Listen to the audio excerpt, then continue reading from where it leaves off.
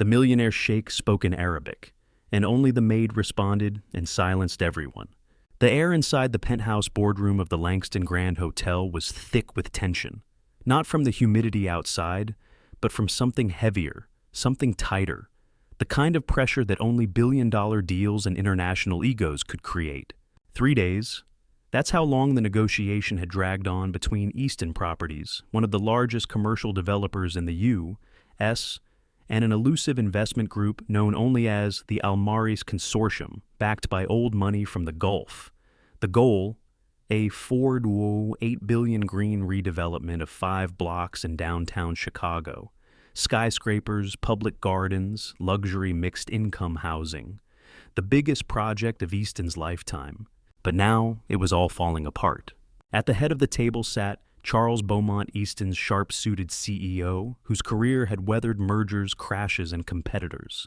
But this was slipping through his fingers. Across from him, Hussein El-Karim, the lead envoy from the Almaris Consortium, had suddenly shifted the conversation. He'd stopped speaking the perfect British-tinged English he'd used all week and launched into a rapid-fire stream of Arabic. He wasn't angry, not exactly, but the shift was unmistakably pointed, deliberate, strategic. Charles blinked. He turned to his translators, both former diplomats, both looking lost. "What's he saying?" he asked. The translators hesitated, whispering to each other, then back to Charles. "He's concerned about the structure in Clause 4, 3, but we can't quite grasp the specific dialect." In that instant, Charles's stomach dropped. They had spent months preparing, legal teams, financial modeling, environmental studies. But it was all unraveling over a misunderstanding they couldn't even define. He leaned over to his COO, Elliot Dane, whispering, "If we lose this deal, it'll take down our entire urban renewal division." Elliot's jaw tightened. "Do we try to counter?" Charles shook his head. "We can't even understand what we're countering." And then it happened. A chair scraped against the hardwood. A quiet movement not at the table, but along the far wall, where the coffee station stood. Everyone turned. Standing there holding a half-filled silver carafe was a woman in a crisp black and white uniform, one of the hotel staff, young, maybe early 30s, calm, poised, and utterly out of place in the boardroom's tailored testosterone-heavy energy. "If I may," she said in flawless Arabic. The entire room froze. Hassan stopped mid-sentence. His advisors turned in disbelief. Charles's eyes widened. Elliot sat up straighter. One of the translators gaped. The woman gently placed the carafe down and stepped forward, still speaking Arabic, her voice even respectful and sharp with clarity. In seconds, the tone of the conversation had shifted from confusion to comprehension. And for the first time in 3 days, Hassan smiled. No one knew who she was yet. No one knew how she spoke the dialect like a native, or why she understood the financial intricacies that had baffled 2 professional translators. But one thing was certain. Everything had just changed. Because the deal hadn't been saved by a lawyer, or a CEO, or a diplomat. It was saved by the woman pouring the coffee. You could have heard a pin drop. For several long, surreal seconds, no one moved. The boardroom. Moments ago, a flurry of side conversations, sharp exhales and shuffling papers, was now frozen in stunned silence. All eyes locked on the hotel maid standing near the sideboard. Her name tag read Elena Morales. She wasn't dressed for negotiations. No tailored suit, no sleek heels. Just a simple housekeeping uniform, a functional watch, and the kind of quiet presence that made her almost invisible. Until now. And now she was the only one in the room who mattered. Hassan El-Karim, the powerful Arab financier, narrowed his eyes. Not with offense, but with curiosity. The glint of skepticism mixed with surprise danced in his expression as he stepped slightly forward and addressed her in Arabic. "You speak the Najdi dialect?" he asked, half incredulous. Elena dipped her head respectfully. "Yes, sir. Fluently. I lived in Riyadh for 10 years. My father was a structural engineer on the Bareda water project." That made Hassan pause. His advisors murmured. One of them whispered something in his ear, and his eyebrows lifted in recognition. Whatever he'd just learned, it had changed the dynamic. Elena continued calmly in Arabic, pointing to a misunderstanding in Clause 4, 3, the exact clause causing the impasse. Your concern, I believe, is that the contingency provision might dilute your decision-making rights if Easton's benchmarks aren't met. But that's not the intention. The clause is conditional, and the safeguards can be recalibrated to protect your voting power. Hassan stared at her quiet now. Then he smiled. You understand the agreement, he asked in Arabic. I've read it, she replied, still in Arabic. I've been refreshing this suite for 3 days. I've overheard nearly every conversation, and I hold a master's in financial governance. I'm in the final year of my PhD at Northwestern. Charles Beaumont rose slowly from his chair, blinking. Wait, you're working for the hotel? Elena turned to him, her voice now switching to English with the same measured calm. Yes, Mr. Beaumont. Housekeeping part-time. The hours allow me to attend school and help care for my mother and younger brother. You understand the negotiations? Elliot stammered. I do. And if I may, she added gently, your translators are doing their best, but the dialect and the financial language, they've been missing the heart of what's being said. At the head of the table, Hassan nodded slowly, his eyes never leaving her. She's right, he said in English now, addressing Charles directly. Your translators, while credentialed, have misunderstood the cultural nuances. This woman, however, she understands both the numbers and the meaning behind them. For a long moment, Charles didn't speak.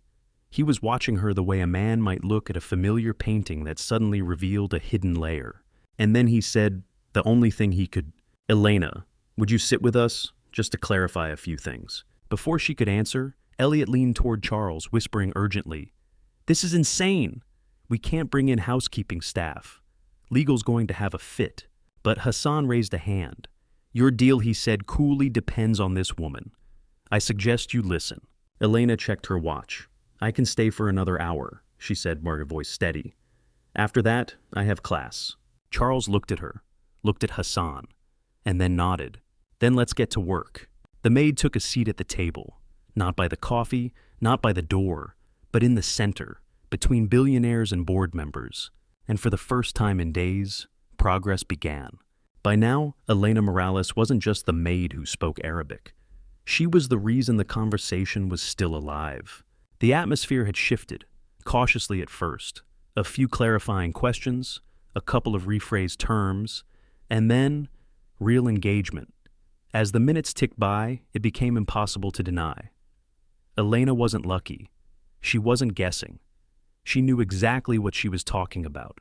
Hassan leaned forward, curiosity deepening. Forgive me, he said in Arabic, but I must ask, how does someone with your understanding end up cleaning hotel rooms? The question wasn't meant cruelly. It was genuine, but it still made the room stir. Elena didn't flinch.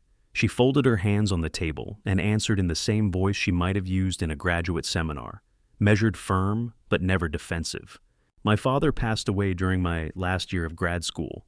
I was interning at the Gulf Investment Network in Dubai, but when he died unexpectedly, I came home to take care of my family. My mother's health declined, and my younger brother needed help finishing high school. I took what work I could while applying to PhD programs. Elliot's mouth opened slightly. Charles leaned back in his chair, expression unreadable. I was accepted into Northwestern's financial governance program. She continued, but full-time study didn't pay bills. So I took a job here. The flexible hours allowed me to study during the day and clean suites in the evenings. The room was quiet, not out of pity, but respect. Her words didn't carry bitterness, just fact, and beneath it all, an unmistakable resolve. Hassan turned to one of his advisors. She worked on the Gulf Investment Network, he asked. The advisor nodded slowly. I remember her. She developed the modular risk models for cross-border infrastructure funds. Brilliant work. We wondered where she'd gone. Elena inclined her head slightly, not gloating. That was before my father died. I left the field abruptly. Charles glanced at Elliot. Neither of them knew what to say. They had walked into this negotiation assuming everyone at the table was already visible, pre-approved, credentialed, packaged, and yet somehow, the person they hadn't seen, the person they never would have seen, was the one guiding the entire conversation forward. "You've read all the terms," Charles asked quietly. "I have," Elena said, "and you're familiar with our structure. Deeply, especially the financial instruments being proposed in Clause 5, 7, and 6, 2. The sheikh chuckled under his breath. "It's almost criminal that someone like you has gone unseen for so long." Elliot swallowed hard.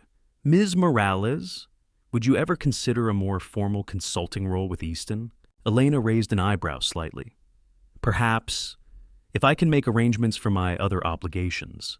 My scholarship requires research hours, and I still need income to support my family," Hassan added with a grin. "We would also be interested in her continued involvement. Mr. Beaumont, though I suspect we'll have to compete for her time." Charles smiled faintly for the first time in 3 days. "Well, that's a negotiation I'm willing to have." What had started as a standoff was becoming something new, not just a salvage deal, but a rediscovery of value, of talent that had been hidden in plain sight. Elena wasn't a token. She wasn't a symbol. She was a professional, a scholar, and at this moment, the smartest person in the room. Elena Morales sat between titans. On her left, Charles Beaumont, CEO of Easton Properties, and on her right, Sheikh Hassan El Karim, the principal of the Almaris Consortium. She didn't flinch under their gaze. She adjusted her glasses, opened her slim notebook, and with the quiet confidence of someone who had spent years studying in silence, began to speak, not just as a translator, but as a cultural bridge. "The tension here," she said, "addressing both sides isn't about Clause 4, 3 alone. It's about what it represents." Charles leaned in. "Which is, in Gulf business culture," Elena explained, switching to Arabic for the sheikh's benefit control, "governance is a sign of respect, not just about power, but trust. When your side hears performance metrics, they think you don't believe they'll follow through.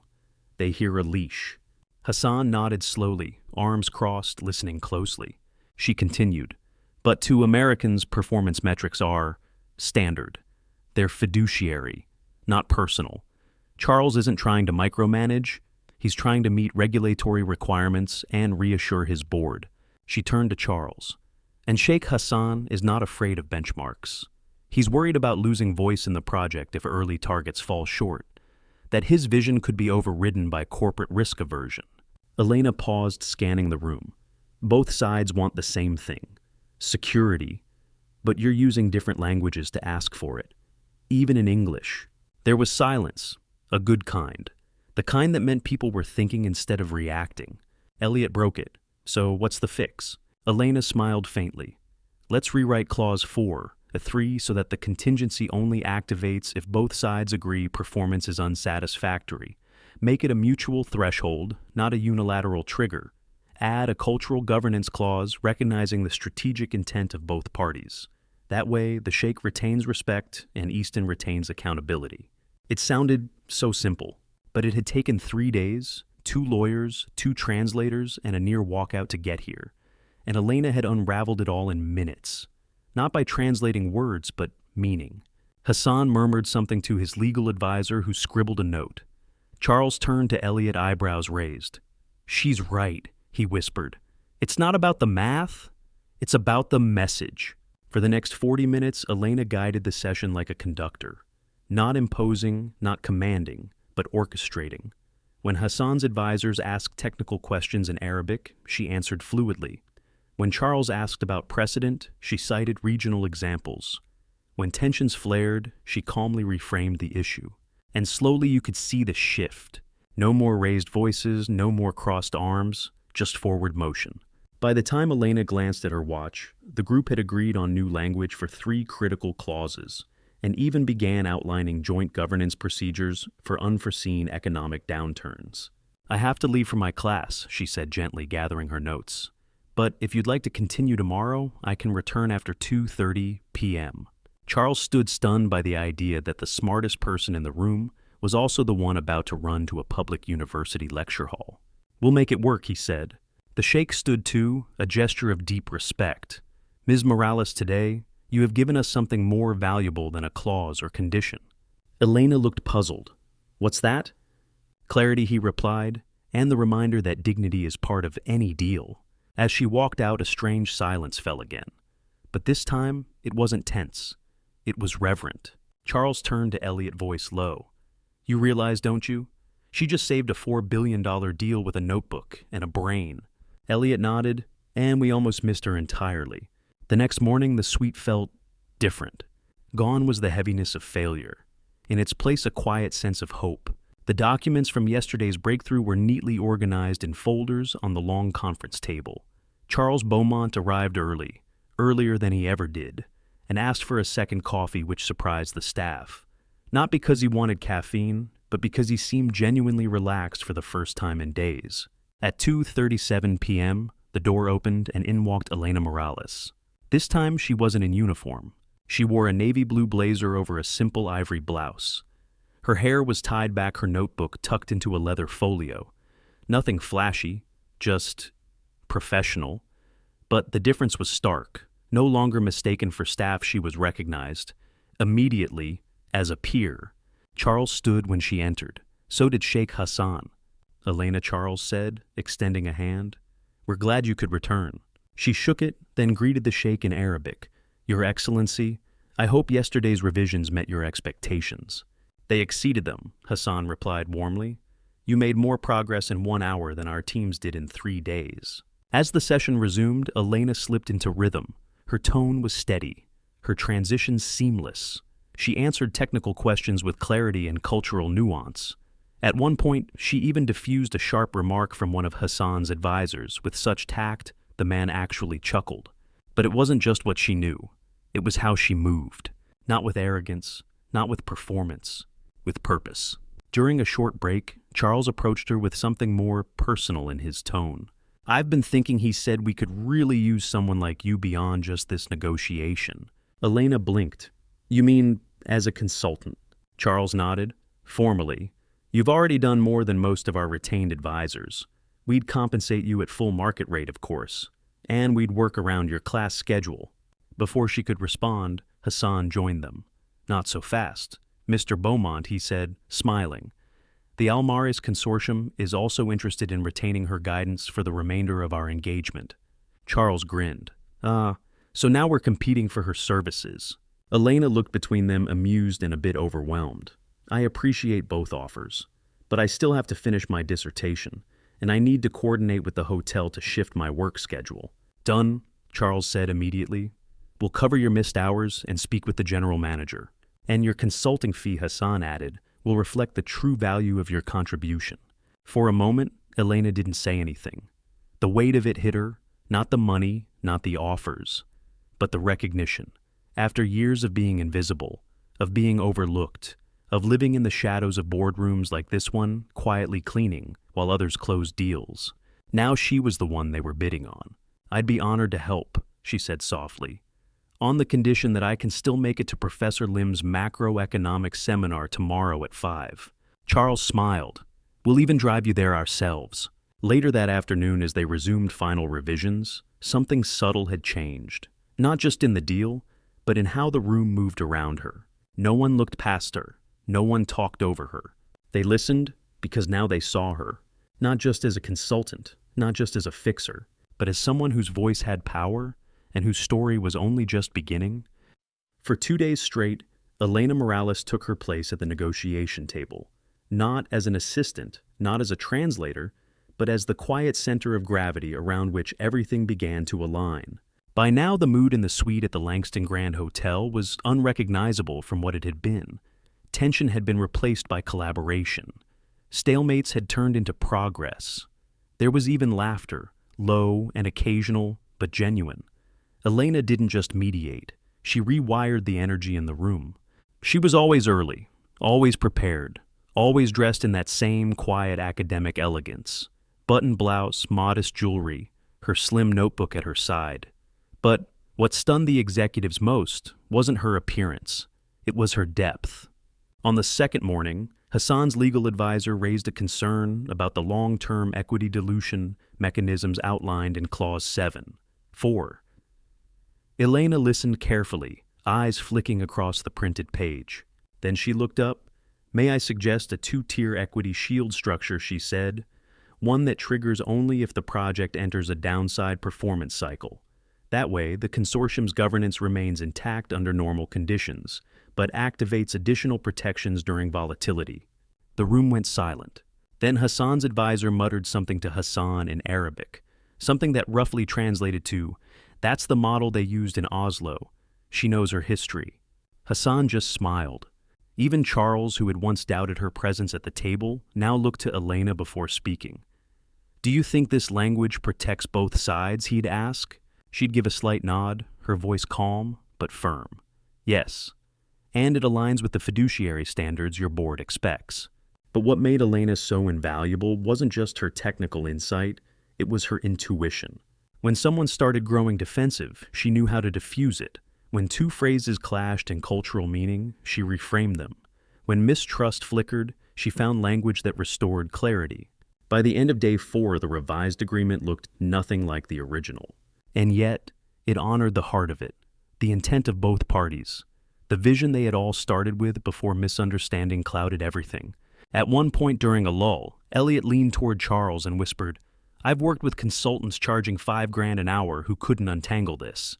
She's doing it in real time, and she used to clean our coffee mugs." Charles didn't answer at first. He was watching Elena as she sketched a diagram on a legal pad to illustrate sovereign vote lock provisions. Then he said softly, "We all missed her, Elliot.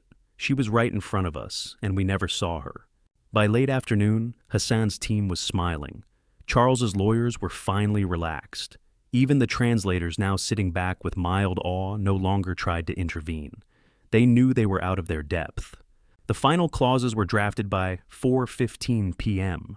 Signatures would wait until legal review the following day, but the hardest work, the bridge building, was done. Elena stood and began gathering her things. "Is there anything else before I go?" she asked, voice soft as always. Hassan stood as well, surprising his advisors. "You've done enough for 1 week, Ms. Morales. More than any of us expected, more than some of us deserved." She offered a modest smile, but behind it was something unmistakable: pride. Not arrogance, but earned pride. The kind that had been building for years, quietly, patiently waiting for this moment. Charles walked her to the elevator. As the doors opened, he hesitated, then said, "I owe you. More than thanks. You didn't just fix a deal. You rewrote the way I see people." Elena glanced at him, thoughtful. "The world's full of invisible people, Mr. Beaumont. Most of us aren't invisible because we're small. We're invisible because no one's looking." The doors began to close. She stepped inside and turned. But sometimes all it takes is one chance, one table. Ding, and just like that, she was gone. The Langston Grand Hotel had long since returned to its usual luxury hum. Bellhops guiding rolling luggage chandeliers glowing overhead and quiet jazz echoing through the lobby. But up on the 38th floor of the newly completed Easton Almaris Sustainability Tower, something far more significant was happening. A woman stepped out of the private elevator. Her heels clicked softly on the polished stone floor as she made her way toward a frosted glass door labeled Director of Sustainability Integration, Dr. Elena Morales. Her reflection in the glass looked unfamiliar even to her, not because of the dark tailored suit or the elegant tote slung over her shoulder, but because she was finally being seen for who she was, no longer the woman quietly refreshing coffee pots in silence. Inside the office, sunlight spilled across a wide desk, sleek bookshelves lined with research, and a framed photograph of a younger Elena, with her father smiling in front of the Riyadh skyline. She crossed the room and gently touched the edge of her desk, almost in disbelief. This was hers now. 1.5 years had passed since the night she walked into that boardroom and stopped a deal from collapsing. Since then, her world had transformed. Not overnight, not without hurdles, but brick by brick, with the same patience and perseverance that had carried her through every chapter of her life. In the months after the negotiation, both Easton Properties and the Almaris Consortium had kept their promises. Elena was hired as a consultant, and for the first time, she stopped working late hotel shifts. She focused fully on completing her doctoral dissertation on cross-cultural finance and governance structures, defending it with distinction the following spring. She was now Dr. Elena Morales. Her name carried weight not because of a title, but because of what she had proven. Charles Beaumont had lobbied for her executive appointment himself. She sees things the rest of us don't. He had told the board, not just on paper, but between people. Sheikh Hassan had endorsed her appointment from the other side of the ocean, calling her the critical mind behind the harmony. De palm des babul in my part. And now, here she was. On her first official day as an executive at the firm she'd once cleaned for, she sat at her desk, exhaled deeply, and opened her portfolio. A neat stack of orientation documents waited. But sitting atop them was something unexpected, a small rectangular package wrapped in fine navy blue paper. No name, just a golden seal with Arabic script pressed into the wax. Elena paused, then unwrapped it. Inside was a handcrafted fountain pen, nestled in velvet. On the lid of the case, inscribed in elegant Arabic calligraphy, were the words, "To water from the well, not ornaments. May you continue to surprise those wise enough to see your true value." No signature, but she didn't need one. Sheikh Hassan. Her hand hovered over the pen for a long moment, then she smiled, softly, privately, like someone who had just closed one door and opened another. She placed the pen carefully in her drawer and rose to look out over the Chicago skyline. Down there, people bustled in and out of buildings. Some were interns, some were delivery drivers, some were cleaning conference rooms that no one would remember, but whose eyes missed nothing. She knew them. She was them, and she hadn't forgotten. From this floor, this view and this title, she understood one thing above all. The most powerful people in the room aren't always seated at the table until someone finally pulls out a chair. Her office was quiet now. The hum of the city below was faint, muffled behind triple-pane glass designed to block out distractions. But Elena Morales didn't need silence to concentrate. Not anymore. She'd learned long ago how to think through noise, through chaos, through being underestimated. As she organized her files, she noticed something tucked beneath the orientation folder. A slim envelope, cream-colored hand, addressed in elegant script. She opened it slowly. Inside was a single note, written in English, simple, unadorned. Your journey reminds us that value is not always dressed in credentials or rank. It often walks quietly, waits patiently, and when recognized, changes everything. May your leadership be as humble and transformative as your rise. H.E. She read it twice, maybe 3 times. Then she folded it, placed it gently beside the pen from the sheikh, and leaned back in her chair. The office around her still smelled new, polished wood, fresh paint, and the faintest hint of bergamot from the gift basket left by Easton's HR team. She smiled. It wasn't just a new job. It was the proof, tangible and real, that people can rise, even from places others overlook, that a maid with a mop can be the one who rewrites the entire strategy for billionaires who didn't know they needed her. It had taken her years to reach this floor. Not because she wasn't brilliant, but because brilliance so often waits behind closed doors, disguised as invisibility. Now she had a nameplate on the glass, a title after her name, and most importantly, a voice in the room. She looked out over the city once more. Somewhere out there, someone just like her was brewing coffee for boardroom executives, sweeping a hallway, pushing a cart past heavy doors, listening, observing, learning, waiting for someone to say, "You, we see you now." Elena tapped her pen against the desk, then reached for a fresh sheet of paper. A new policy draft, a new initiative, something she'd been meaning to propose, about equitable access to board seats in international development ventures. Because now that she had a seat at the table, she wasn't going to stop making room for others. Not ever. Sometimes the most powerful moments don't come with a spotlight. They come in the quiet, in the seconds when someone dares to speak up, not because they were invited to, but because they had to. Elena Morales wasn't born into influence. She didn't come from privilege or walk through doors held open for her.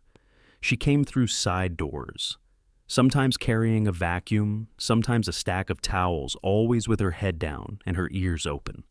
But beneath that quietness was brilliance. And beneath that brilliance was something even rarer, grace under invisibility. Her story reminds us that potential doesn't wear a name tag, that degrees and titles, while valuable, don't always reveal the full measure of a person's strength. Sometimes the person who saves the day isn't the one in the corner office.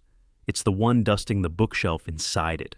And when that kind of person gets their moment, when they step out from the shadows and show the world what they're capable of, everything changes. Not just for them, but for everyone watching. So The next time you walk past someone quietly doing the work no one notices, pause, look again. You might be passing by the mind that will one day change your company, your community, or your life. Because the real question isn't whether there are Elenas in the world. It's whether we'll finally see them. And when we do, whether we'll listen,